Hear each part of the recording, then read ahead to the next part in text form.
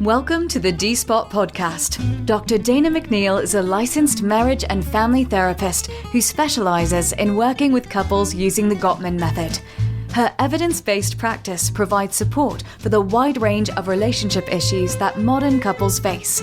By using her open, affirming, and outside-of-the-box thinking, Dr. Dana is able to approach her work with couples by bringing both insights and tools that reflect the realities of today's complicated relationships. Dr. Dana features guests on her podcast that include a unique array of celebrities, CEOs, influencers, and everyday folks who are all working on navigating new conversations about how society views what goes into a successful relationship. And now, here's your host, Dr. Dana McNeil. Welcome to the D-Spot podcast. I'm your host, Dr. Dana McNeil. This is the podcast about all things relationships and the people in them and people who serve them. So that's why I am wanting you to meet my friend Ashley. She is a freelance writer. She is a bi-coastal traveler. She goes between New York and Venice, California, and she specializes in writing about all things health, lifestyle, mental health included, physical health and wellness, and dating. And she has been published in so many things. Like every time you pick something up or open up the internet, there's Ashley. She's in Teen Vogue, Self, Refinery29, NYLON, Vice, Healthline, Insider, more. And I have been really fortunate to get to collaborate with her on some articles. And it's her insight and the ability to like be on trends. I just thought you guys should get to know her. So hello, Ashley. Welcome. Oh my God. First of all, that intro was amazing. I'm flattered. Thank you. Well, it's all true. They're facts. I checked them. I have a reliable source. It's true. It's funny because like I've been writing for so long and then I feel like it's just become so normal to me that I always kind of forget to take a step back and like look at my accomplishments. And then when I hear it back from somebody else, I'm like, oh, wow. Okay, cool. You're like, oh, look at me. I'm kind of amazing, huh? Yeah. Well, you are amazing. How did you become a freelance writer? That sounds like a lot of potential insecurity at the beginning. How does one do that? Yeah, it has been a whole journey. I did not set out to be a writer. I went to fashion school. I thought I was going to work in fashion. And then towards the end of my stint at FIT, I started doing some fashion writing and I was like, okay, this is cool. I like writing and I loved seeing my name in print. Like when I got the first little magazine and I saw, even though it was just a school. For sure. Like, this is so cool. So, and then I did an internship writing about fashion and beauty. Thought it was fun, thought it was cool, whatever. And then it wasn't until I wrote this like blog post for this anxiety website, like this random girl on Facebook had posted that she was looking for people to like share their own stories. And I was like, you know what? This seems cool. So I wrote an article for this random blog about my own like struggles with anxiety and depression. You got personal, you got vulnerable in this. Yeah. So that was my first time like writing about something that wasn't like fashion and beauty. Like it was about me. Okay. So I shared it on Facebook when it came out and it got really good response. Like people were messaging me saying like, oh my God, like I had no idea you struggled with this.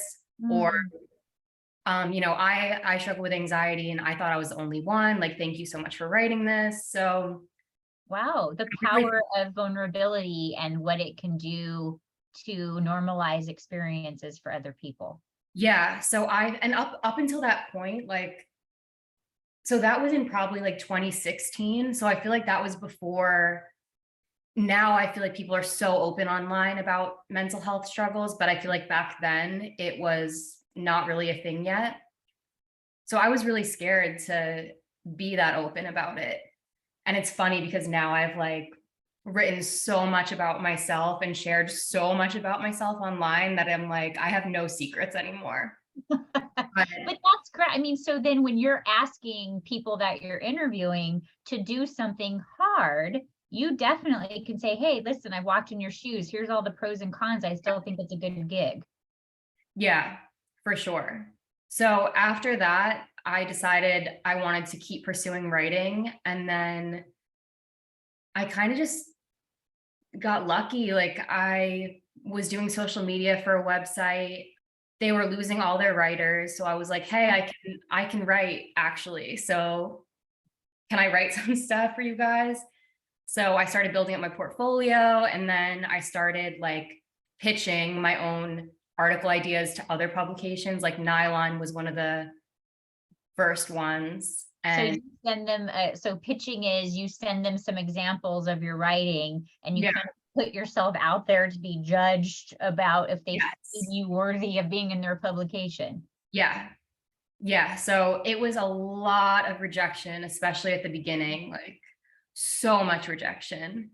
But yeah, I kind of just, after I got my first couple of clips out there, like with NYLON and Thrillist, then I started like building my portfolio. And, once you have like more clips in your portfolio, you become more reputable. And then like people Okay. are way more likely to, take my pitches. So So do you still have to pitch? I'm imagining they just come to you now and like, please give us some of your time, Ashley. I'm really, really, really lucky that like I've been on this trajectory and, I put the work in. Like, I really do I feel like some of it was getting lucky, but a lot of it was also like, I really did put the work in. I hustled so much with pitching to so many editors and dealing with so much rejection. But now I'm at a point where, yeah, like almost all of my work is on assignment. So the editors will come to me and give me the assignments. I don't have to really pitch that much anymore, which is really, really nice. Because pitching is just constantly putting yourself out there for rejection and kind of having to do it because it's your livelihood. Do you ever start to like build up some armor around that where it doesn't feel so personal? I mean, yeah, I feel like after a while I was just able to tell, and especially also after connecting with other writers and hearing from them, like, that it wasn't just me. It wasn't just like the editors don't have a personal vendetta against me. Like it's that, there's only so many writers they can work with. There's only so many articles they can do.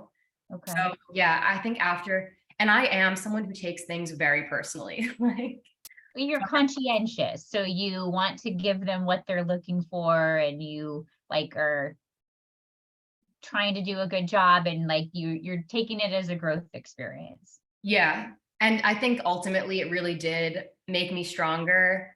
And even like dealing with edits, like, I'll hand in my articles and then sometimes I'll get them back and they will be like completely marked up and like there are all Oh, the changes they ouch. want. And that's another thing where I had to learn how to not take it personally. It took time, but I feel like I'm really at a place now where, I don't take rejection with work personally and I don't take edits personally, but it has not been something that happened overnight. Like I've been, freelance writing for, I don't know, I guess like since 2016. Well, I didn't start doing it seriously until probably like 4 or 5 years ago. But yeah, but when I like first dipped my toes in was like, I guess 2016-ish.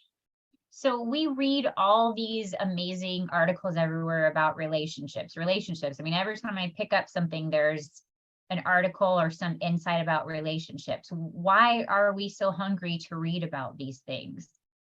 I think it's people are always, because relationships are something that people are always struggling with. Like even if they're in whether you're in a relationship and it's healthy or not healthy, you're still going to probably have questions. When you're single, you're going to have questions. When you're in like the talking stage or, like in a situationship with somebody, like there's always questions that people have. And I think that is why dating and relationships is such a huge topic online, because people always want advice. And also like when I think about, my friends and the conversations we have, so much of it is about dating, relationships, all of that stuff. So I think it's just something that's always on people's minds. And so will these editors? Is that who will approach you and say, we have a hot topic? Or are you sometimes allowed to say, I have a hot topic I want us to talk about? Yeah, most of the time it's them coming to me with the topics that, are like hot topics, as you're saying at the moment, like stuff that's, trending, but stuff that it's still, it's trending for a reason. And who is like the demographic of who is reading this? Is everybody reading it? Is old people like me? Is youngsters like you reading it? Who are reading these articles? I would say it's probably mostly millennials, but it's really funny because like once in a while I will get a friend or like a random person on Instagram messaging me like, oh my God, I came across this article about, like XYZ. And then I saw that you wrote it. And a lot of the times it will be like relationship ones. So it's funny. Oh yeah, your relationship ones are good. You just get in there and you like, so since I know the process, it's different. Explains to someone listening, you get an assignment from Refinery or Self, and they're like, hey, Ashley, I want to know about what ghosting is or benching is or some trend of dating narcissists. Like, what's the process? So usually I'll do like a little bit of initial research of just like diving into the topic. Usually it's something that I'm like, oh yeah, like I've experienced this. But yeah, I'll do a little bit of initial research, and then all of my articles always have some kind of expert insight, and that is where you and I have connected. Yes. So most of my work, I usually include like at least 2 experts. So, for the dating ones, that'll be like 2 couples therapists, or, maybe not a couples therapist, but a therapist who is very well versed in it. But usually couples therapists or sex therapists, depending on the topic. Mm-hmm. And I will, have a bunch of questions I have for the expert, shoot them over. We'll either do an email or phone interview and, get all the information. So the article is not just what Ashley thinks about ghosting. No, Like you're good at collecting all the details, and then so you get stuff from me, you get stuff from other therapists, and then like, how do you know what to use or how to cobble it into a story? Because they're so seamless and they're just like you're having a conversation when I read them. How do you do that? Thank you. I think a lot of it has just been like practice, but usually I'll do like a basic outline. Like I'll know that I want to talk about, this point, this point, this point, and then I'll look back at like the quotes that I have from the experts and kind of figure out what works best where. Am I including data from any studies or like surveys or polls? And I think really everything is sort of like a puzzle and just kind of seeing where everything fits. And, a lot of the times, again, there's tons of edits. So it's like a collaborative process with my editors. But yeah, I think it's just something that has come with practice of kind of knowing like, what's going to work good where. And also what you were saying about, reading it and feeling like it's a conversation or that, that's what I aim for. Like, I want my stuff to be something that's conversational and digestible, because I personally, like, when I read work that I can tell the writer is like trying to be like using all these fancy words and being pretentious, like I personally hate that. Like I like to joke, like I'm a writer for the people. Like I want like normal people to be able to read my stuff and get it and have it help them. So yeah, I'm always, whenever I'm writing stuff, I'm always remembering like I'm talking to like the average person, someone like me, someone who is looking for advice on this, and somebody who, wants to be able to easily understand it. I think that's the gift of your writing style, because I feel compassion for writers that actually do stories these days, because we have all this competing social media of like, I have a 30-second attention span, right? And give me a video or like, give me a visual so I can keep on moseying down the road. And so if you're going to hold someone's attention, it's got to be like you're talking to your best friend over lunch. Right? It's not going to be like, well, let me put out the flowery words and like put all this, pretentiousness out. It's going to be like, hey, I want you to relate to me. I want you to have empathy, and I want you to show me that you get where I'm at. And then you do this nice job of sort of peppering in those of us that consider ourselves experts, like, here's some ways that you can approach it, but then you also got to change our words so that we don't sound pretentious. I mean, as much as when we do therapy talk at you. Yeah, no, I mean, you have been an amazing source to work with. Like, I'm really glad that we've connected. So, well, thank you. You ask easy questions, not easy questions. There's no easy questions about relationships, but you phrase it so that we can get close to what it is that you're looking for. So you'll send it in, and then they'll probably come back and be like, get rid of this, or this is too long. Like, is there an aim of how long an article typically is? yeah, I mean, usually like, I mean, I don't know how much this means to anybody, but like around 1,000 words, which is like a standard article. But yeah, honestly, a lot of the times with the edits, it's like my editors wanting more clarification, or like more specifics, or asking for, are there any like statistics we can use to back this up? Are there any numbers we can use, any studies to just like, we want to demystify the science of a relationship. So we want to like bring this nerdy science to these emotional things that we can't understand, so that it like makes it more tangible. Yeah, exactly. Okay. All right. So we know now how the articles work. What are you learning about relationships, being a reporter of relationships? You're down in the trenches. What are we doing? What's happening out there? Oh my God. I mean, I've learned so much like over the past, because I feel like dating, relationships, sex stuff has been more so in the past like year or two. So in like, and as it's, grown over the past year or two, more assignments in that realm, I've learned like so much. And I feel like I'm very single right now, but I feel like when I do enter, alert, Ashley's single. We need to find her someone. but I feel like when I do, whenever enter a relationship, I feel like I'm so much more well-equipped now, because like I've talked to so many experts about this. I've written thousands and thousands and thousands of words about this. But I feel like the main thing that I've learned that's been such a common thread, whether I'm writing about green flags or red flags or, anything, is that just communication is so important. And that's something that I've taken with me into my love life, whether it, just dating or casual stuff. Like, even with that, and maybe part of it is growing up too, and, not being like in my early 20s anymore, and knowing that like, there's no use in playing games. There's no use. Like, communication is so like, I feel so much better when, instead of purposely trying to like play it cool, I'll be like, hey, actually, can I be like honest with you for a minute and tell you about how I'm really feeling about like the way that you ghosted me, or, whatever. Nice. I like it. It's been very empowering, I would say, to like, value communication over playing it cool, playing hard to get, playing games. Like, because I feel like the one thing that I've learned is communication is so important. And how are you going to get what you want when you're not communicating? Or how is the other person going to know what you're feeling if you're not communicating? Because we can guess what someone else is thinking, but do you really know? Like, not really, unless you really talk to them.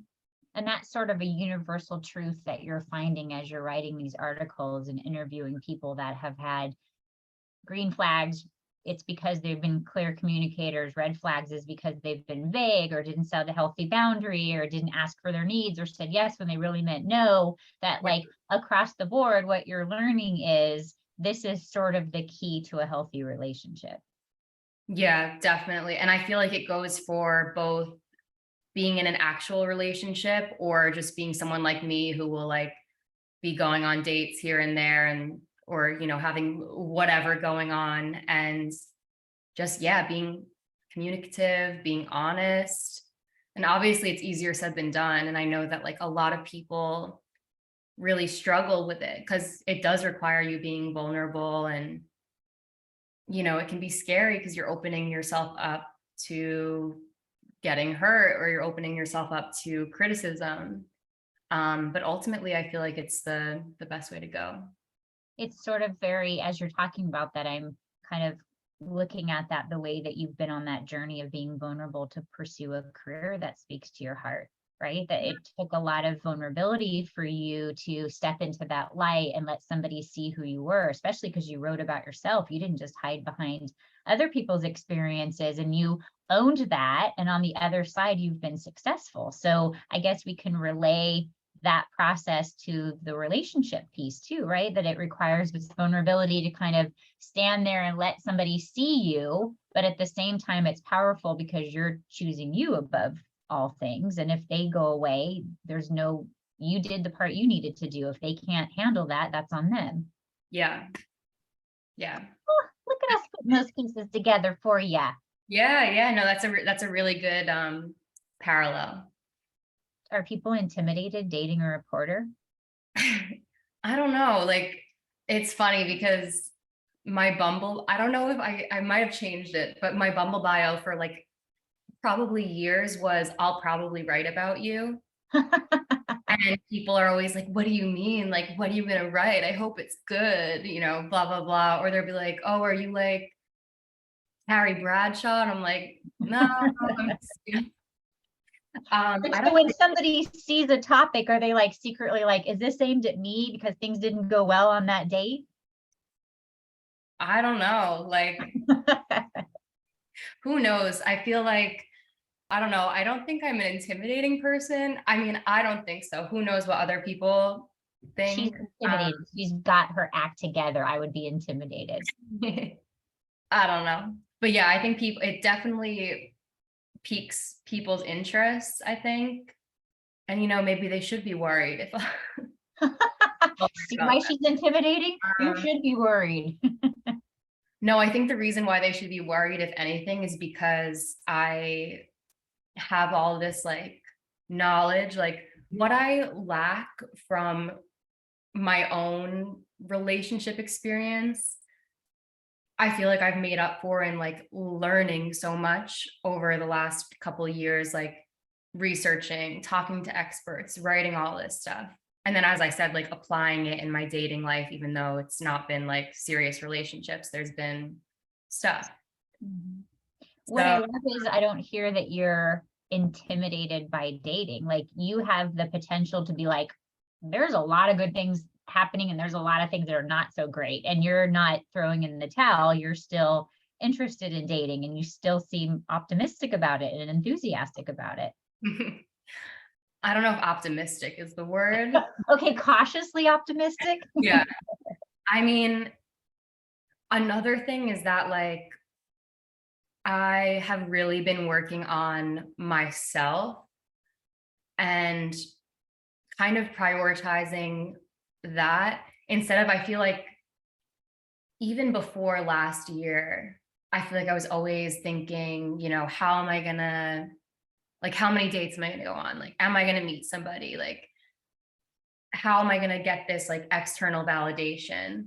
And the past few months, like, have been rough for my mental health. So I feel like I've prioritized taking care of myself versus like, okay, like, am I going to go on a date? Like, am I going to meet somebody? Am I going to start seeing somebody? But yeah, I guess cautiously optimistic in the sense of that I'm also not rushing anything. Like, I know a lot of people date to find a partner. Seal the deal. They go in with those such high hopes. And I feel like whenever I'm going on a date, it's kind of like, let's just see what happens. And if there's a connection, we'll see. If there's not, then.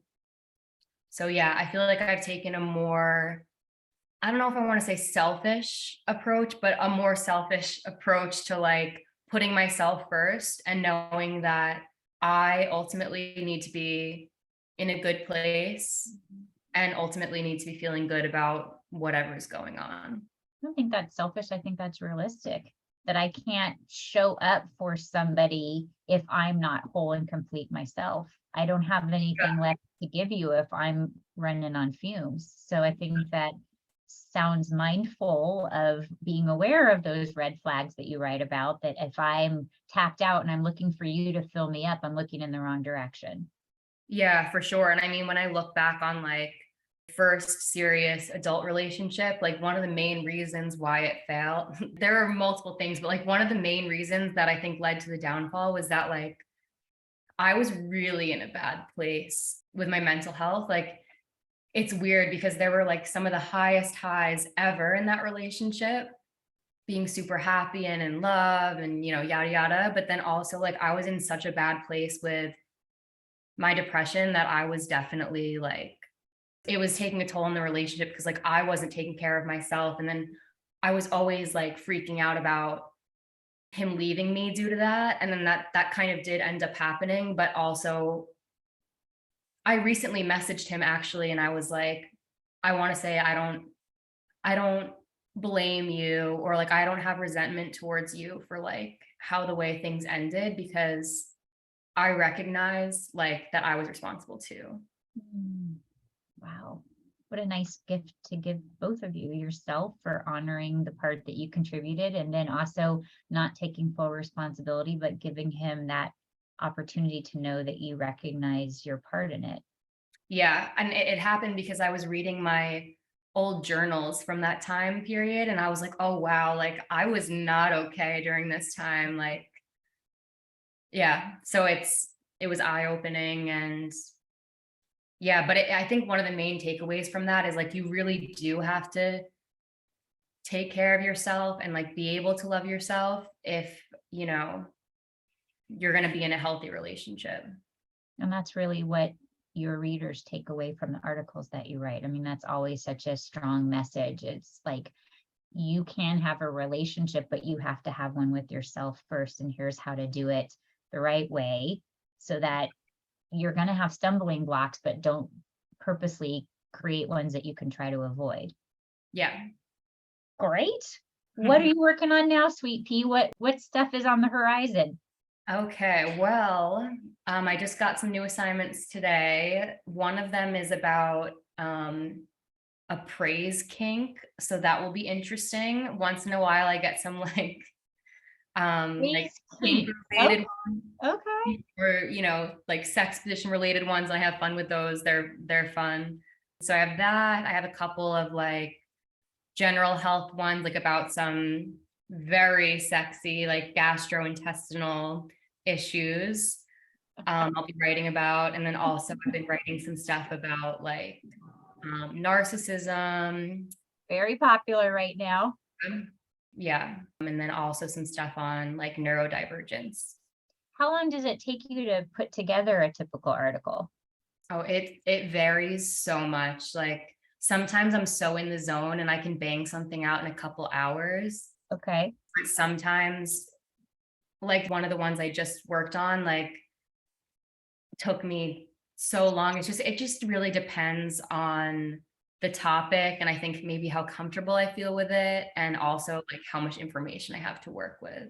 Because you have to educate yourself before you can put together educated questions. Yeah. Okay. Yeah, because that's the thing. Like when I say bang it out in a couple hours, that's after doing all the research, gathering. Yeah. Okay.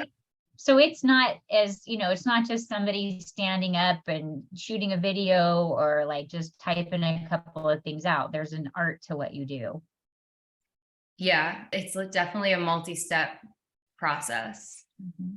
And these days I've been having a lot of trouble focusing. So one thing that I've been doing that really helps is I leave my house, I go to a coffee shop and park myself there. And then it's like miraculously I can do something so much faster than I would at home. And it's becoming an expensive habit, but oh well. Cool. So is there a place that people can like find your articles that are all together? Like, do you have a site where you put them? How can people follow your career? Good question. My website is something that is a work in progress and I need to do. Right now I have like a clippings website, which kind of has some of my favorite clips from over the years. And that's just clippings.me/Ashley Laderer. But hopefully soon I'll have a more, like ashleyladerer.com, like with my work and like different, I will be able to like categorize it so somebody can go to like mental health, relationships, sex, whatever, and be able to find the topics they want. I'm sure they can Google you, right? And find some of your articles that way. Yes, Googling me, you'll find a lot. What's your social media like if people want to connect with you there? On Twitter, I'm at Ash Laderer, so ASHLADERER. And then on Instagram, I'm Ashley_unicorn. Awesome. I love a unicorn. Thank you, Ashley. This was so fun. I love chatting with you. You're very insightful, and it's very comforting to see that you are the person that you ask your readers to be. I think you're very authentic, and I think that's inspiring to the people that get their insight from you. So thank you so much for being here. Thank you. Yeah, that's really sweet. And I feel like you're hyping me up, and I appreciate it. It's easy to do. I adore you. I can always use an ego boost. So. All right, Ashley, thank you so much for being here. Yeah, thank you so much for having me. Okay, see you later. Bye. This has been the D-Spot Podcast with Dr. Dana McNeil. To learn more about Dr. Dana's practice, simply visit us at www.danamcneil.com.